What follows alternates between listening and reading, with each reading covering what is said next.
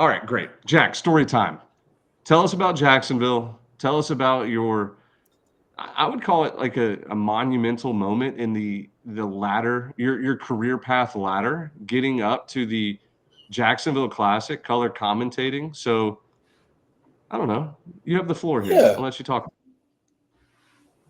it was a cool bucket list for sure. Hopefully not the last, but definitely the first SEC game I've ever called, which was a really cool moment. Getting to do some ACC stuff last year, you get the taste of like that kind of next echelon of baseball, and you realize when you boil it all down, it's the same dudes, which is what really makes it the coolest. And that became very evident even at that practice day on Thursday, getting to interact with the likes of Elliot Avent and Kevin Schnall at NC State and Coastal Carolina. But it's always really awesome when you meet guys that just freaking get it. And not to say that the other two didn't, but we joked about it on the pod last week. Justin Hare and Rob Vaughn, two of the youngest, brightest coaching stars in our game that could be twins, like just in their personality and the way that they attack each day. Alabama and Ohio State baseball fans should be ecstatic about the future of their programs. I'll start with Ohio State first. 1-5 on the season. If you were box score watching, you're going, man, what the heck's going on? It's so deceiving. It's insane. Like, this team is so fun, boys. Like, there's so many storylines. Like, Hare coming in and running it like Campbell, just the way that he always has. I don't want to belittle it by saying that he's running it like they're just going to work, man. BP, and they just go to battle, and everyone's having fun. A guy like Lee Ellis, a transfer of South Carolina who runs this weekend, the first that ended up being a game winner on Friday, the first of the Justin Hare era. And Lee Ellis is a guy that number one player in the state of Maryland, coming out of high school, highly recruited, doesn't get a great run at South Carolina a year ago, transfers in, and he's bat flipping. He's the pimp jobber on the bases. It's not disrespectful. It's like this explosion of emotion, of like happiness. And that's the best way I can describe like Ohio State baseball right now. Guy like Trey Lipsky and Tyler Petterini, like guys that have been there for 4 years, that have been there for really bad baseball. Now all of a sudden, like, you can kind of see it, like that it's coming. They've scored double-digit runs in every game except for one where they score 8. But the bullpen is struggling, and that's why you're 1-5. And that's not to say easily fixable, but that's just going to take time. The Buckeyes are for real. Their offense, I'm going to add to that. When I got to see them play this weekend, the offense is the real deal. And they've scored 8+ runs, I think, in every game so far this year, including those 3 they played against Arizona State. They have just the typical Justin Hare Campbell offense. Plays fast, they take extra bases, and they don't strike out. And like even their strikeouts, they make the pitcher work. So I'm really impressed. And if they had a somewhat decent bullpen, you're looking at a team that would have won the weekend against Arizona State, who I'm very high on, and they probably would have went 3-0 in this tournament. So Ohio State's in great hands. Give that coaching staff 2 recruiting classes, and they'll probably be on the top of the Big Ten, in my opinion. They're frisky, man. And it feels belittling to even say small ball, because they take these free 90s and they're electric, and it's like pass ball and a guy scoring from second base, that type of baseball. But they also led the Classic this weekend down in Jacksonville in home runs. Like, they left 2 runners on base today. Like, they're constantly executing with 2 outs. And I think it's because there's just this levity of having fun. But nobody's having more fun than the Alabama Crimson Tide right now. Yeah, boys, this is happening. Like last year, you're walking into kind of a freaking not dumpster fire, but you're walking into a really precarious situation with what went down the year before. And Rob Vaughn for Maryland has come in and has gotten just his type of dudes. Starting with a guy like Brennan Norton, whose forearms are the size of my thighs, from Jacksonville State. Coach Vaughn said he's like the Kevin Millar of our ball club. And he's just got these really fun-loving human beings that love playing the game of baseball. And then in the central focus of it is maybe the most talented player in the country, in Justin LeBron. Gentlemen, he hit 2 baseballs today that looked like he was swinging a tennis racket. They literally hit the 2 3-run homers, that went 424 feet to the exact same part of the ballpark. The clutch factor, the way that he fields it, runs it, throws it, you're like, this is a five-tool guy, and he's a superstar. But the fun, lovable idiots around him, right, have made him just one of the boys. And that's dangerous as hell. And I think it all stems from the top. You got a guy like Mikey Morrison who won a national championship at Coastal Carolina that's a recruiting coordinator and pitching guy. Like, they've got winners. And it feels like a Kentucky team from a year ago that's flying under the radar, that cares every day about winning. And if you wanted a dark horse in the college baseball world, look no underdog. And that's where it gets nasty. Yeah, you brought that up to me. You brought that up to me yesterday, and I think we might have been in the bathroom or something together. And you were like, this Alabama team could be Kentucky from last year and just win the SEC regular season. I agree with that. You just see a lot of star power, but it goes further than that. Even when their back's against the wall, they're still having fun out there and playing for each other. And we saw that today when they were down 10-0, come back and win the game. I tip a cap to them. Hey, what did you guys think about Justin LeBron at Alabama? Stud. This dude is stupid. I mean, his backside home run he hit to take the lead over Ohio State was just a laser. Backside laser, dude, right center field. And he doesn't look like a big dude. No, it's dude, he's 6'2", 180 pounds, and it's like that wiry, like athletic strength. Right? Like, it's wiry as heck. And what's scary is, like, the way that he goes about his business. Like, these are professional at-bats he's taking, where the whole weekend we were kind of waiting to see the superstar break out. And he's getting that preferential, like, I'm gonna pitch you backwards. I don't give a damn if we walk you on 4. And then you start, like, he never saw him try to swing the way out of it. And he just waited. Now with a 10-0 lead, if you're Ohio State, you go, hey, we can pitch with a lead. Yikes. He burned you twice, right? Then all of a sudden, you're knocking on the doorstep. It's the biggest come from behind victory in Alabama baseball program history, 10-0. And in the 5th inning, I'm not even just saying that because the Ohio State bullpen woes. You're thinking to yourself, oh, they're not, like, this is not comfortable for anybody here, right? He goes backside. But it was very fitting for the young man that hits the walk-off home run today. This kid named Will Hodo.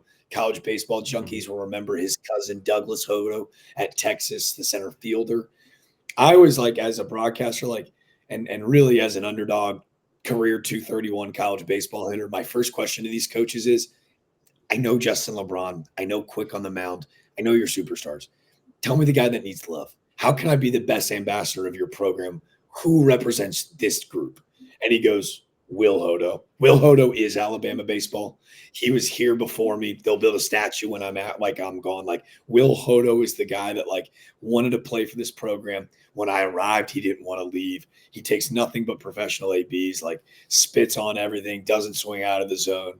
And for that guy to go 3-run Jimbo, talking to him after the game where I ask him, like, I hate to ask the captain obvious question, but biggest home run of your life. And he's almost like a little emotional about it. And like, that speaks to what Peak Events built this week, where, like, their whole mantra was the best outside of Omaha. But when those boys, like, hoisted that trophy, you don't get to play for a championship often. And this is a team that wants to keep doing it. Like, I didn't sip the Kool-Aid. I dumped it on top of my forehead like I won the Super Bowl today. I'm all in on the Tide. Hey, you guys are saying Alabama might be the sleeper this year. I wanted to rewind a little bit and say Ohio State is my sleeper program for the next 5 years. I'm telling you, I think that program, I think that's going to be a top 10 team in and year out very, very soon. I mean, this is not just some big name school. This is the Ohio State University. I mean, kids love going to football program. Kids love going to school. Big football program make their fall more fun. It's a cooler school to go to. If you're saying I play at Ohio State, I think it's going to hit different very soon. I think Justin Harris is going to make it mean something to play baseball for the Ohio State University. And I really think the stadium is going to get upgraded really quickly, and that place is going to become a destination spot, really. Because, I mean, dude, last weekend we saw with Arizona State, they had the lead in the 7th inning in 2 out of the 3 games. They could have easily won that series. This weekend, same story. They're that close. And I think once Hare learns his staff, finds his 3 or 4 Mr. Reliables, and he's going to run them out every weekend, every day, this team is going to start winning a lot of games. Things will start falling their way really quickly. And I think I'm really excited for that program. Yeah, I agree. Look, I think you could find a bright side for every team in Jacksonville except for NC State. NC State, I don't want to pick on the Wolfpack because I actually picked them to go to Omaha this year. There was nothing to be excited about for that team. And of course, like Avant's going to have the boys ready in May, like he always does. They play well second half of the season every single year. But what I saw this weekend from NC State was concerning. There was no pop other than Justin DeCrisio, the shortstop. DeCrisio. He had some pop in there. But other than that, there were some boneheaded errors in the field. They weren't the same excited team that I'm used to seeing NC State play. Like we saw them play last year against Duke, and they beat Santucci. And I think Avant said it best. There is no Pennington. There is no Amac. There is no Buttersworth. They're missing their core from last year's Omaha team. And even if they have this stud bullpen, scoring runs to get those guys in the game is hard for them to do right now. So maybe we had some fool's gold the opening weekend against Fordham, I think, when they put up 17 runs every game. It was a completely different team this weekend. I was disappointed in NC State, but I still believe in them. I got to ride with my Omaha pick. Yeah. They just got to start getting some runs generated. I mean, when I look at NC State, I mean, their starting catcher, their freshman phenom, Cannon Peebles at Tennessee, anchoring the middle of that lineup, commanding that pitching staff. And it's just like, if NC State is losing guys to these bigger programs, I mean, it's just concerning. And I mean, it's one guy, but it's just like, this is a perennial college baseball program. NC State is a perennial program.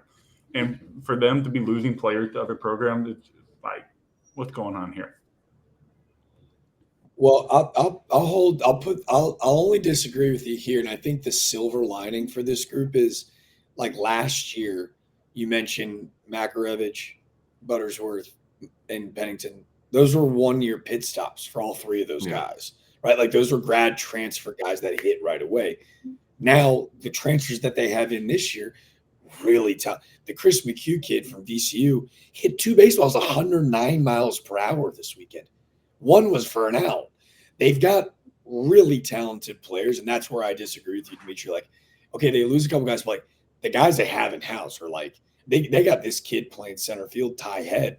That was the number 2 center fielder in the country coming out of high school. Like they have talent. Like I'm not worried about I didn't that. say they don't have talent. I'm just saying they're losing little major core pieces. That you keep things tight. You know what I mean? You guy comes in for fresh. The only difference I think. Keeping it tight, you're spot on. Keeping it tight is this year's transfer class are young sophomores, so like they don't have that necessarily leadership tool yet. But I think that means makes them a little dangerous. We're like that's only going to get better and better as the year goes on.